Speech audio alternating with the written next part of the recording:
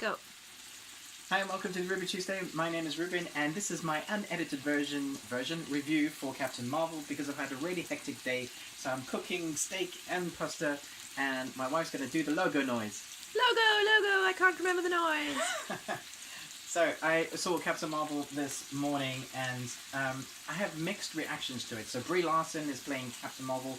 She eventually becomes Captain Marvel throughout the course of the film. Samuel L. Jackson plays Nick Fury, and the first half of the film was basically like a buddy cop film between Brie Larson and Samuel L. Jackson.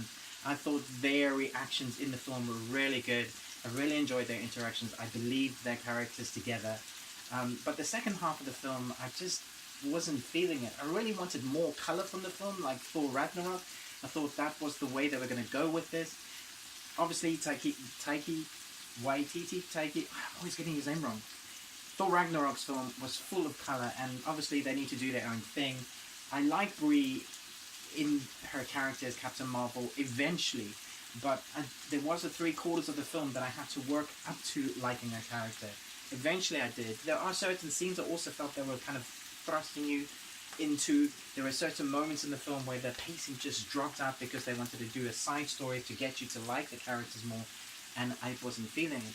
Also, the music to it, sometimes it worked. There was this really cool retro kind of funk, reminded me of Tron, that kind of soundtrack, and then sometimes it was 90s nostalgia, which it didn't work. I like the 90s nostalgia in the film because you see things like Blockbuster, and when you see that Blockbuster, I'm sure that Blockbuster scene, I'm sure when you've seen the trailers, you've seen it, but when you get to see it, if you're like me, you're probably trying to figure out like what videos they've got on display.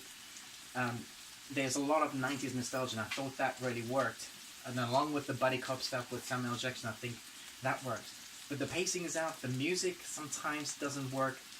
I was really torn by this because I really liked the film, and I also really did it. I think I'm going to give this a C because it's Captain Marvel. A C. A C. Also, let me know what you think about this in the comments below because I really am in two minds. The steal of the film really for me is the cat, and you'll know why when you see it. I'm not going to do any spoilers. Do stay till the end of the credits because there's two. There's one in the midsection and one right at the end. There are certain other characters that stood out for me. I thought the bad guys had more emotion than some of the main characters, which was a surprise to me because sometimes bad guys aren't there. I need to flip my steak. So here we go. Well, the bad guys were, some of the bad guys were really good. The Kree, what they did with the characters, I really enjoyed.